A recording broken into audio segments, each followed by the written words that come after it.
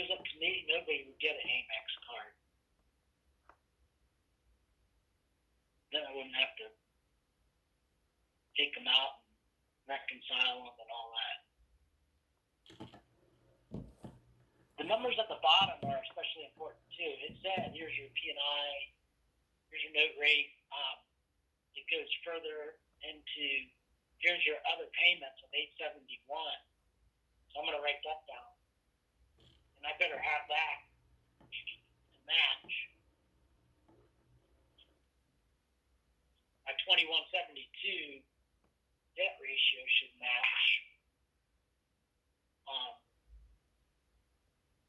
The cash back to borrower, 32,000 should match. So I'm pretty good to go. Let's look at the conditions real quick, and then let's look at, make sure my ratios match on my 1008. And if so, I'll do a little cleanup after we get off the phone for that income calculator. Or, I'll try one last time to pull that pay stub, but I don't want you guys to have to wait through that. And then we'll try to clean up our conditions. And then I'll show you real quickly how you do a WOW tool. If it was in a PUD, even if it was detached, I've been coding on type E. And then the big thing is too is the coded PUD here, but I'm upset about that. The ratios are 871 and 2171. DU rounds it off. So everything's a green light here. We're good to go. So what I'm going to do is I'm going to put my decision signature in here. And I'm going to say, we're getting darn close to getting a full approval. But 99% of the time, you're just going to see and I approve it and full approve it later. There are times when you have to put it in incomplete status, and that's if you don't have enough information to make a decision. And some could argue that his Tampa apartment may throw a wrench in it. So why are you C&I in it? Well, because I can. So I'm going to do a C&I final. You guys will do C&I pending because you have to get a second signature. And then I apply that decision. And then I got to clear all my conditions.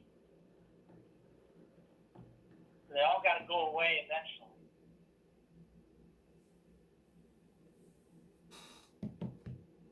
So the way I've been doing conditions is I've just been condensing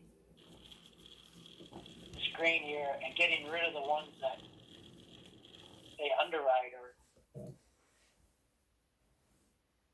And so I just sort by outstanding because the ones that are satisfied, obviously we don't need. Verbal BOE, we can't do that as underwriters. Closing protection letter, we can't do either.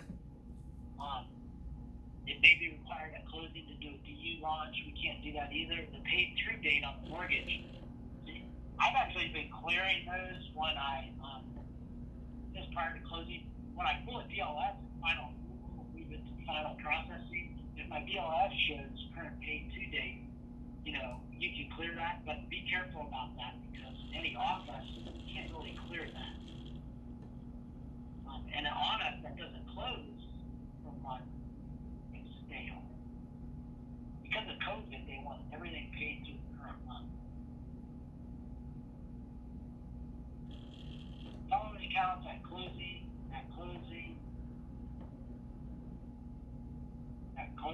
So unfortunately, there's only limited stuff underwriters get to clear. So this has processor to verify the homeowner's insurance. So we'll leave that open, even though we have it in the file, because they do calculators. And we don't run that insurance calculator.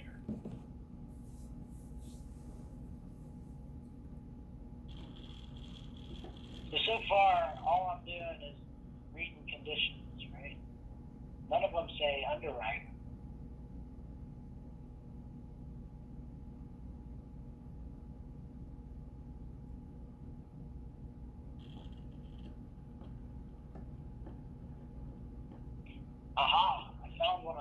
clear. Satisfied. So the Patriot Act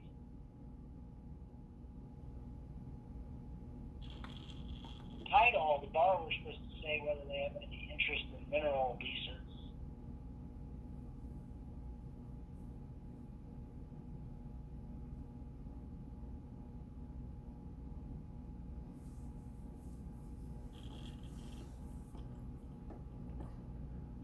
If you can wrap it in 5, Larry, do you think 5 minutes is enough to wrap it? Okay, cool. Yeah.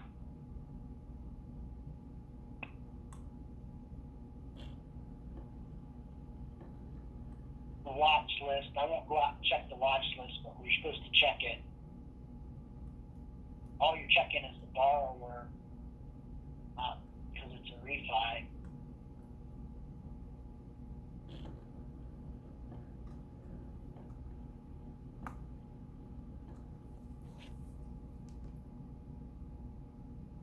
At time of full approval, I'll meet those high-priced mortgage loans because it's not going to be a high price at full approval.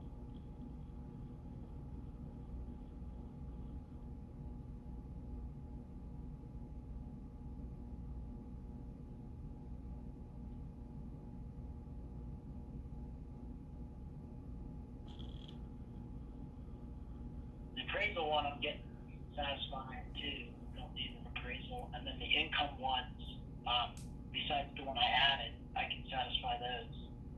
We're going to exercise the waiver. The borrower needed to say he's waiving it, and we needed to verify the address, which we did.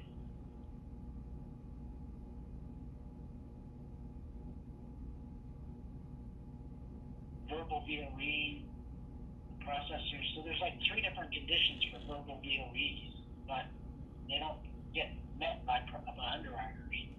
Processors have to do it.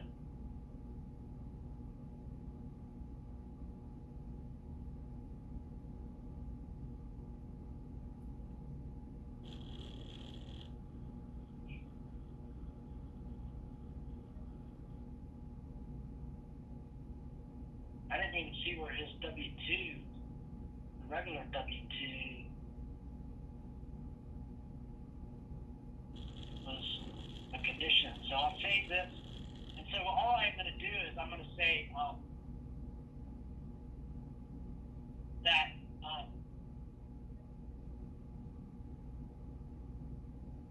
we're going to print a letter. I signed it already, and then I go to document generations, make sure there's no validation errors here. Sometimes I forget to do an input, and this validation error will actually tell you this stuff I'll have to clean up later, the 2-year history. So I'm going to do a document generation. That's going to change it from pending to a CNI approval. So I want to print a loan approval letter. And I also want to print an underwriter package. The underwriter approval letter gives the borrower. The underwriter package goes to the stock repository. So this is the approval letter. And it's just a CNI letter. So you don't want to send them a full approval letter. You want to expedite it. So I could say this, that while you're in audit process, you wait until you get it back from risk. Eric. And then you send the letter out.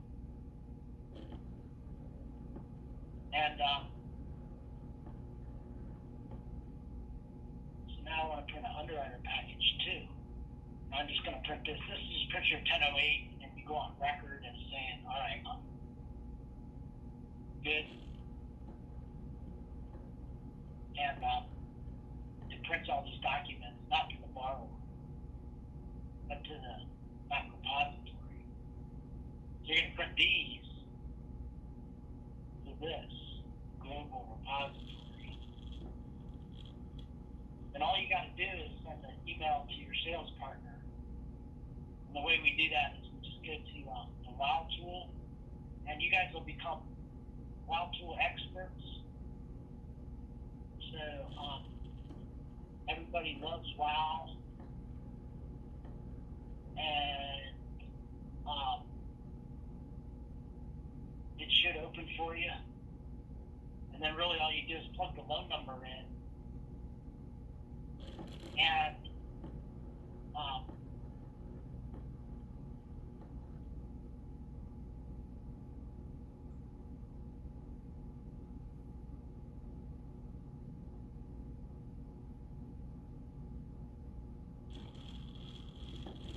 when you do that, it'll say, do you want to send a CNI letter? And you say, well, I did. Or a CNI email, rather. And sales and processors get that. You can itemize what you're missing. Okay, just write it down.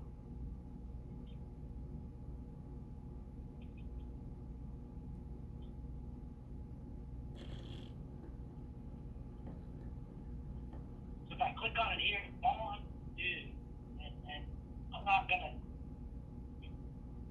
say that I'm the WOW teacher, because I'm not. Here's what I'm for. This is what I need it for. But I'm sure you guys will get to be really skilled at this WOW tool. It'll wow you. I just use it for the CNI letter. I say CNI approval email. What it does is it pre-forms the email. And what you can do here is you can tap on the names and I'll tell you who it's sending it to.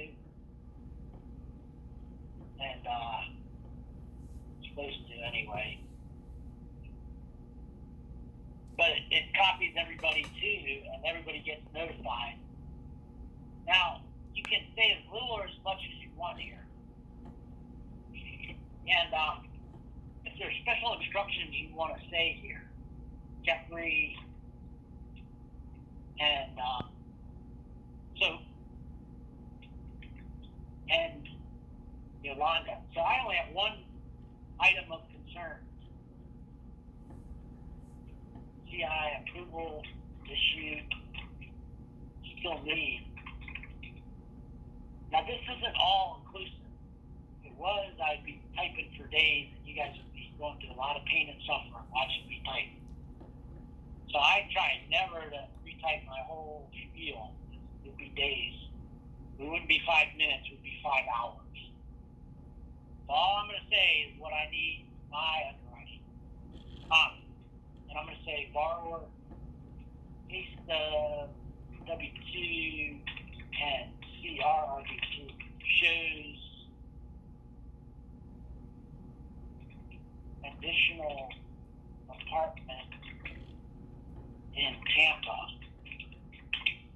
Please obtain rental payment amount. Now I may need to go back later because I may have to add it as liability, and I'll let DU and I may have to, or I will look in our credit policy to see if you have a rental apartment, not your primary, do you need a rent history? And the answer is probably no. I'm just going off the top of my head. To add to liabilities. Documentation. You can't just state it.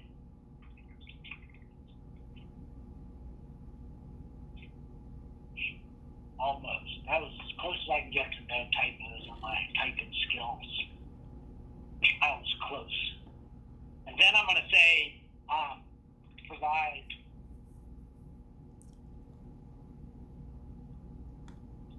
any subject HOA dues if applicable. And then I'm going to say title as roofing company. I forget Larry, if that was a UCC. I think they did file a UCC one. I'll just call it a filing. That has to be released prior to close. So they can work on that. They probably just have to call the roofer. The title company would already be on the phone with the roofer and say, hey, when you giving me a release?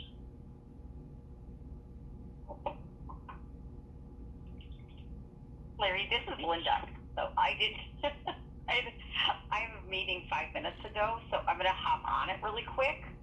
But if you can, everyone, once Larry lets you go, just take an hour for lunch and then be back in this room in 1 hour. And let them go soon, Larry. They're hungry. I will. I'm hungry too. All right. Thank you. Thank you. Okay. I just want to show you one last thing, and that is back to our income. Because this is real important that you get this filled out the way, you don't have to fill out exactly the way I do it, but it should be pretty similar. Let me just see if I can open that pay stub. Because once you do this, you don't need to restate the income amount. You do have to input the income amount. But this kind of tells you that you did your income. If I can open,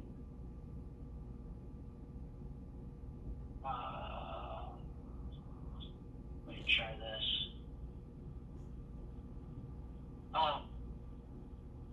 The pay stub, I'll just show you how I put the year to date. And I calculate it by hand.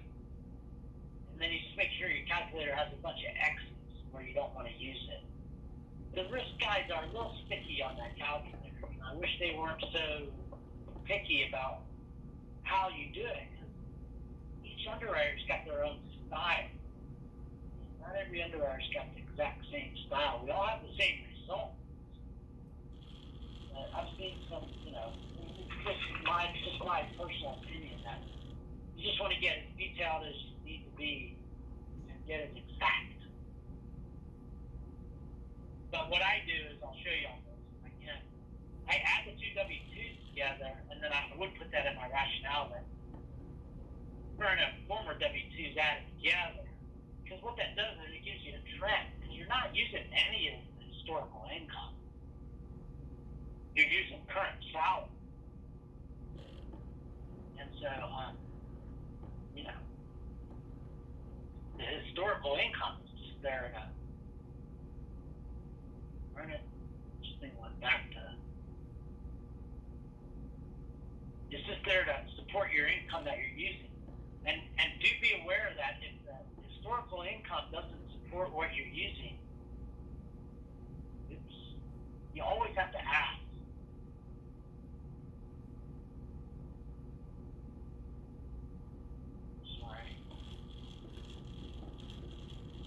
Let's see if I can open the pay stub in W-2, and I'll just show you how I fill it out. Because if my year-to-date counter isn't good, then I would ask, hey, why is your year-to-date $5,000 less than it should be?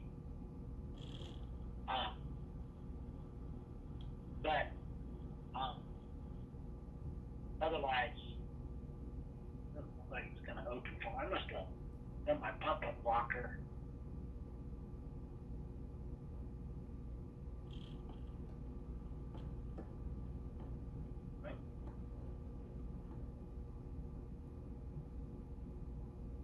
Okay, now we're back. So my year-to-date, what I'm going to do is I'm going to take, the way I do this is I take the base plus vacation plus paid time off. You can do it backwards by taking the total $47,000 minus the bonus and then minus the 505 imputed income. I take whichever is less crunchy, number crunching. I'm just going to do the 984 base. And then I'm going to add paid time off, 1259, and I'm going to add 486. So I'm looking at 42,729 for year to date. So it's not 47, it's 47 minus 3,000 minus 500 minus 30. Or 40 plus 12 plus 4. And That's the way I do it. Now, if I was going to use bank bonus, incentive pay is always considered bonus as far as I'm concerned. Then I would input it here, 5,000 bonus. This bonus line item, it gets kind of messy. So what I know on this borrower is not being used. So I'm going to skip it. Whether you guys skip it or not in your audit process, you really got to put the year-to-date bonus, but then put 12 months, because you always assume bonus is 12 months, always. So it doesn't matter if we're in January, February, December, what month. A year-to-date pay stub with the bonus already paid, you got to assume that was the only bonus they're getting for the year. So you have to divide it by 12. Never divide it by 4 months, because it'll skew a higher number that you do not want to use. Normally, you're not going to use incentive pay, but if you have to use it, you got to divide it by 12. And then you also have to get last year's. It's going to tell you. So there's tons of work. So all this you can put exclude. You can check as many of these X's as you want. Bottom line is this number is magic here, 9367. So then all I'm going to do is I'm going to go back and add those two W-2s. And what I know about W-2s is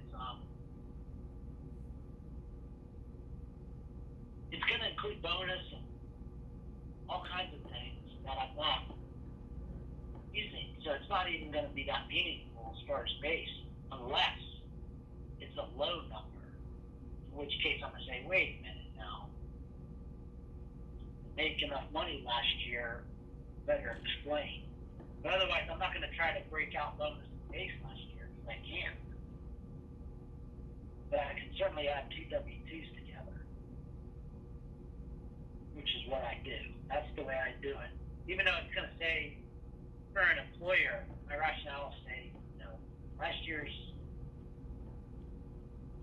81, because otherwise it looks funny. It doesn't mean anything if you only use one W-2. Plus,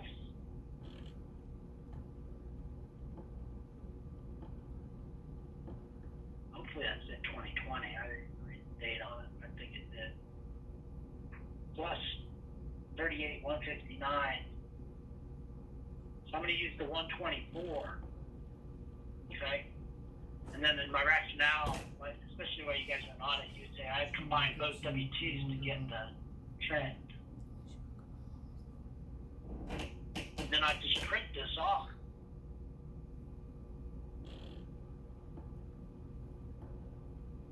See, these calculate the trend, so all I'm doing is eyeballing it. 9,000, 10,000, that's it. There's no way I'm looking at anything else on income. I don't even really need to put these X's, because out here it's X. It's like tic-tac-toe. X, it's already X. So you don't need 3. So the 9,000 is what it's used. And so what I do is, done. If I had other sources of income pension, I would have input them at the other source of income page. So I'm going to save this as, so I save everything on my OneDrive. You guys will probably be more versed in Microsoft than I am.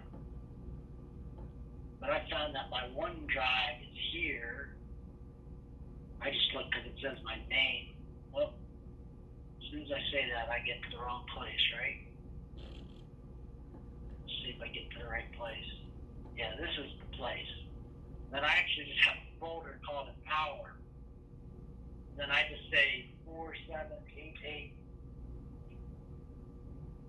343 483 income. And I save it. And then I upload it. And after you upload it, you can actually edit it later. You just have to open it fancy. You guys will have to figure all that out. But if you're doing your own file, you wouldn't have to do do anything else but upload it, and then you'd have it on your own drive that you can just update later. Because 9 times out of 10, you have to update it later. They give you more pay stubs, so they expire. So I upload it from new docs. I don't have an asset worksheet because they don't have it. They don't need it. And then I get 4788 343 483 income. So I upload it as income calculator.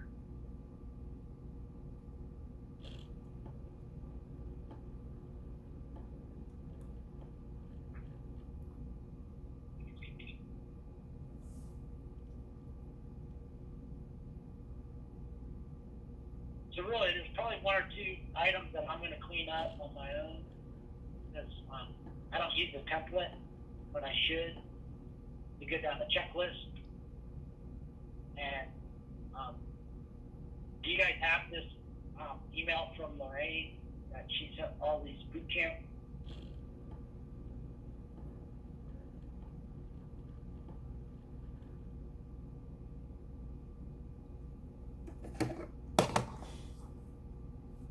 Hopefully you have this.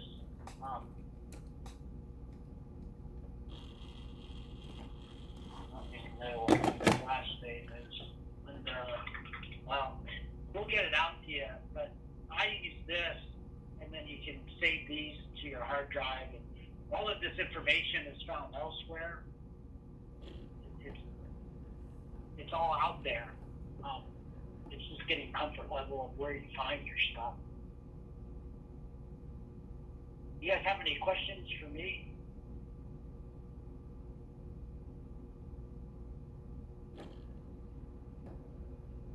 All right, let's break for lunch, and then you guys do your thing, and then we'll just pick it up on the other side. Okay? Thank you, Larry. I'll see you. All right, see you guys later.